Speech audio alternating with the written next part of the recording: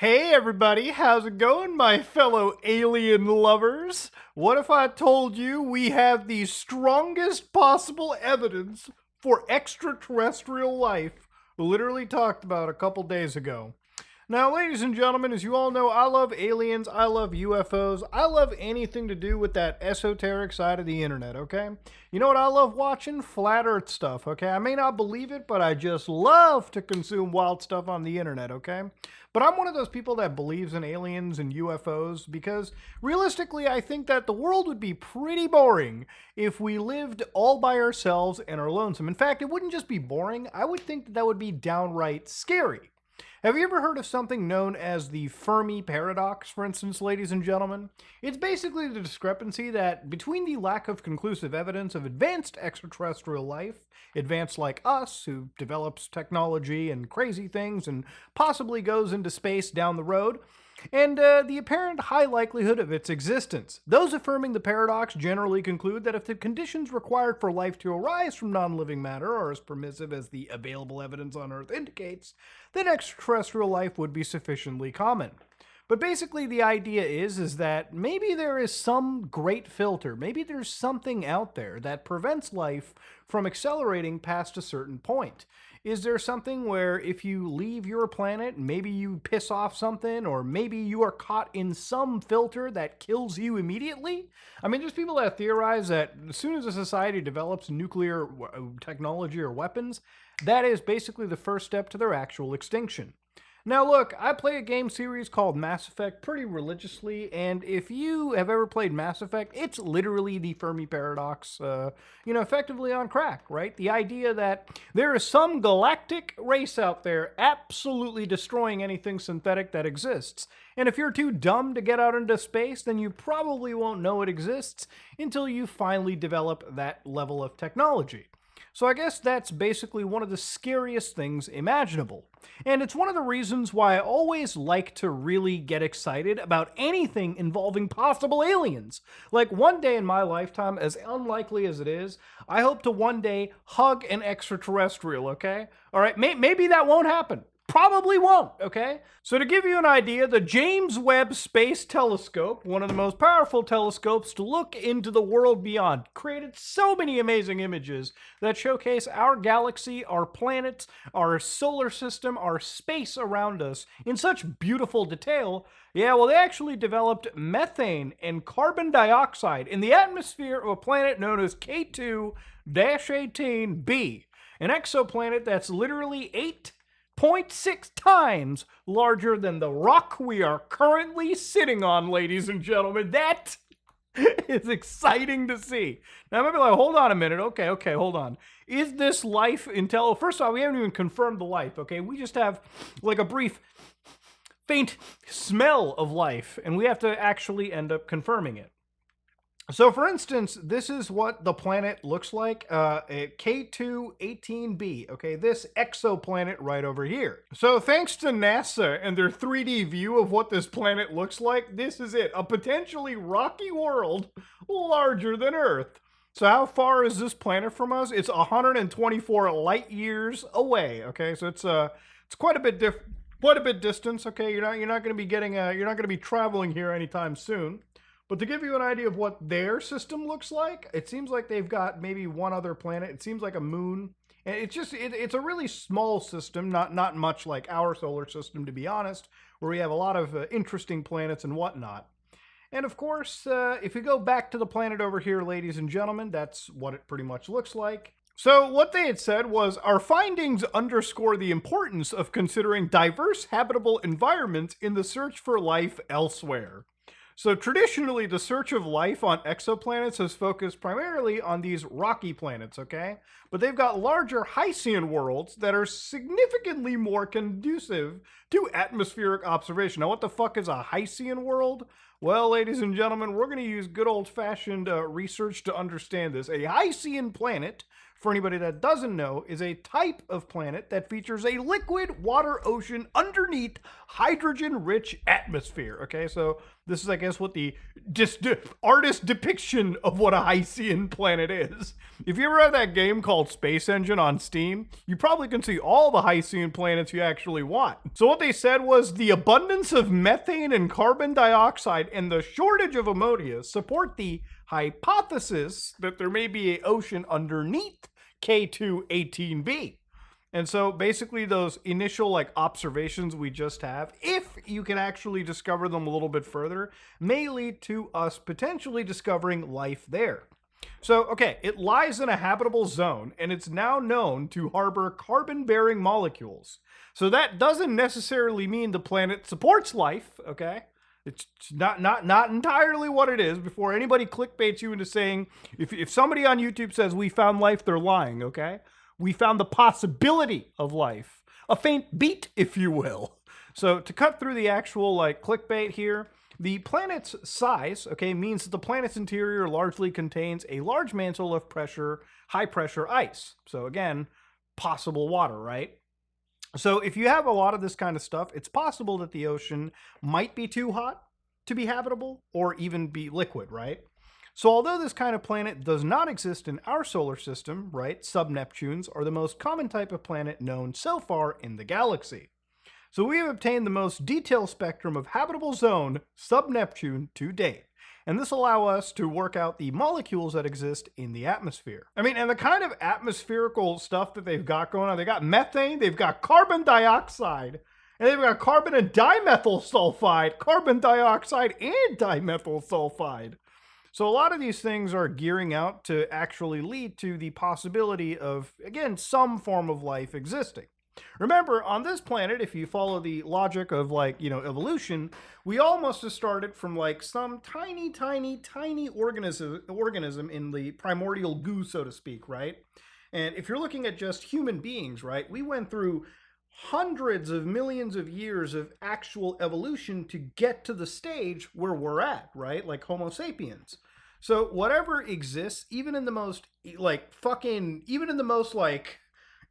minimal form of life right now, that will, in millions of years, hopefully down the road, lead to a advanced organism. And obviously, you and I won't be alive for that, but it's pretty interesting to see that we found maybe something that exists out there, if it exists. And the big part is, if this is a Hycean world, then if they have some level of life, that might allow us to actually focus our efforts on planets similar to this, if our goal is to find life at all. Now, there's been a fair amount of reports that have actually come out, like actual pieces that you can read, like carbon-bearing molecules in a possible Hycean atmosphere.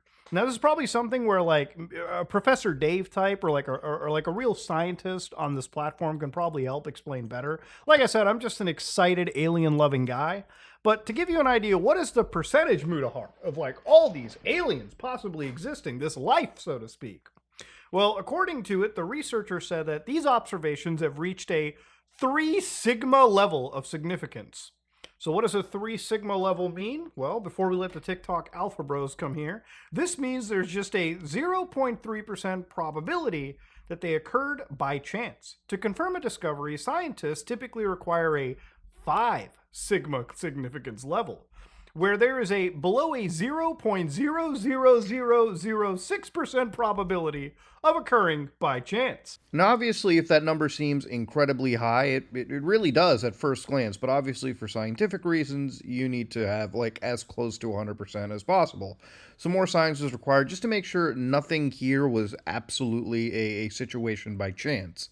Which again, this is the closest we've been to apparently alien life. Let's just research a little bit further. And I love when you go to the old Daily Mail. God, I hate this fucking website so goddamn much. Scientists reveal what aliens could really look like on K2-18b, if they exist. And I love it when they show it. It's just chat GPT render. Scientists say they might be microscopic phytoplankton. It's just AI generated fucking slop. This is a more scientifically accurate version. Marine phytoplankton. This is what the life could possibly look like, okay? I mean, they don't know what they're doing right. They don't even know that they're alive, okay? We are just looking at a bunch of clumps of possible cells, hoping that one day we found aliens. I mean, what's really interesting about this is, like, aside from the AI, God, they're really good with the AI slop here. Like, holy shit. Scientists have said flying fish might develop on water worlds. That is the most off-putting image I've ever seen. But you know, the exciting part for me is, like, I'm looking at the possibility of life starting, like, we are where we're at right now in 2025. And I feel like it would be so cool to just actually see what we would have looked like, right? Like our life would have looked like in real time now. You know, if we're able to catch a glimpse of a planet that is just starting to have its primordial goo moment where, like, you know, evolution is beginning, species are forming, that to me is super fucking interesting, okay? Because I kind of want to see what happens when you change the, I guess you could say the continents on one planet. You know, obviously this planet is far different than what appears to be Earth. So I want to see what things evolve into and what eventually one day may become the actual dominant, like, form, like their version of human beings, right? Obviously it's not going to happen in my lifetime. It's not going to happen for millions upon millions of years. But it's fun to really wonder about, okay? Like, that's all that really matters to me. And look, even with all of this, there's obviously still scientists that don't necessarily look at this and think, yeah, it's life, okay? But obviously, that's like the world of science. You're going to have people that are constantly engaging in the discourse back and forth. But if you're somebody like me and you want to get a little bit excited about the fact that life could exist beyond just Earth, then this might be the closest actual answer to it, okay? That's it. Like, literally, if it does exist, it's just going to be a bunch of cells or, like, plankton, if anything. But it's just interesting to see that life could be blossoming on other planets. We haven't seen life, from my understanding, at all up until the possibility of it literally a couple days ago. And honestly, like, I refuse to believe that planet Earth is the only planet that's capable of having life at all. Look, at the end of the day, this universe is fucking infinite. And to think that human beings are the only intelligent life at all is frankly the most closed off, backwards way of thinking possible, right? Like, if we exist, there's gotta be another fucking organization. There's gotta be other groups out there, okay? Simple as that. We're just scattered with, again, massive distance between each other. Now, obviously, with aliens, right, one of the scariest things is always the end of the world scenarios. And I always love looking at things like EAS scenarios. Like, if you ever remember stuff like this, there's channels like Alert World, plenty of channels where they create content like this, where again, it's just these like amazing, well done, super chilling, like emergency alert scenarios where literally it just shows what the end of the world could look like. And honestly, the more I see this, the more about aliens that I see covered, the more it'd be interesting to see like how the Fermi paradox would be treated, right? Like going out into the world and seeing that everything is actually just dead around us and that we might actually be targeted by a fucking crazy alien race that wants nothing to do but destroy us, right? That would be the interesting part about it. The really scary aspect, the really scary sci-fi part of this whole scenario. I mean, and honestly, the more and more I think about it, the more and more it really makes me wonder, like, why we haven't seen life even somewhat close to us, right? Like, if you do believe in things like the Fermi paradox, then it should make you wonder why we haven't seen anything, even in, like, nearby solar systems, especially since we have been transmitting radar signals, radio signals for quite a long time, and we have been searching. Like, there's organizations like SETI where they have been, like, looking around all over the world for any form of alien life. And you know, speaking of alien life, obviously I can't not talk about UFOs as well too.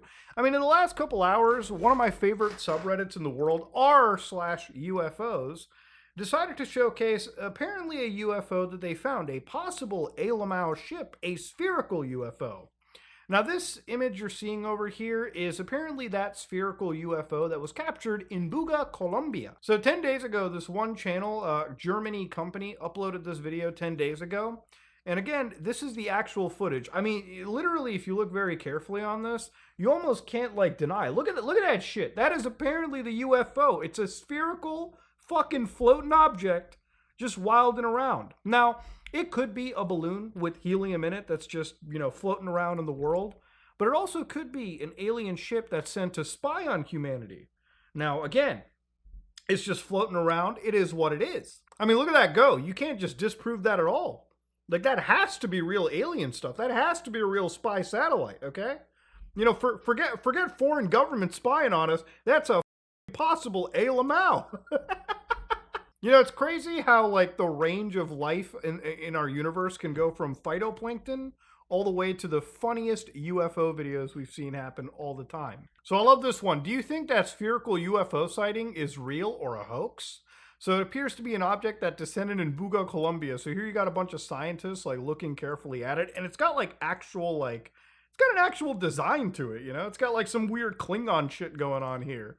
And of course, the further you go into it, that's some stills captured from the entire thing, and it's a pretty decent size in the actual air too. That's wild.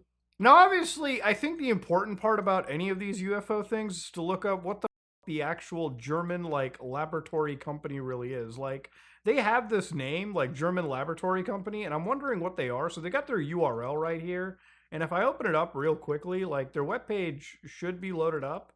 And their webpage seems to just be selling me, again, products related to detecting UFO technology.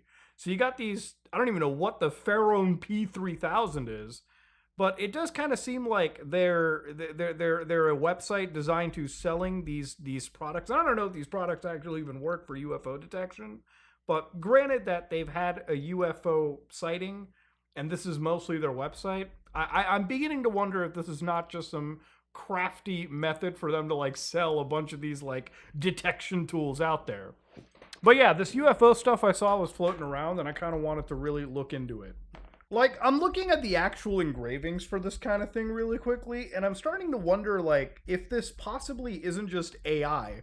Like, looking at that, like, actual, like, the magnifying glass, I'm wondering, like, something about the reflection here confuses me, and something about the reflection on this dome is confusing me too. Let alone the fact that the engravings themselves are kind of a dead giveaway that maybe, just maybe, this is a little too fake. I mean, this is the problem with like UFO stuff too, is when like you're talking about this kind of shit, it is so difficult to have like a nuanced, honest discussion about a topic like this. Because generally speaking, it's like even when you look too further into it, people think that you're often so dismissive. Look, at the end of all this, ladies and gentlemen, I want to say one thing. I want to see extraterrestrial life sometime in my life. As unrealistic as that sounds, the more and more I read about, like, you know, life existing on other planets, the more and more I have like, there's like an inner child in me that yearns to come out and basically want to believe every possible thing out there. And then there's clashing with the adult in me that's constantly telling myself to not to not lie to yourself and be disappointed in the process. Ladies and gentlemen, honestly, I hope life exists far off. I really do. I hope we get some confirmation of it. Maybe it doesn't have to be as evolved, but I just want to know that I'm not alone in this planet. You know? I want to know that we're not alone in this universe.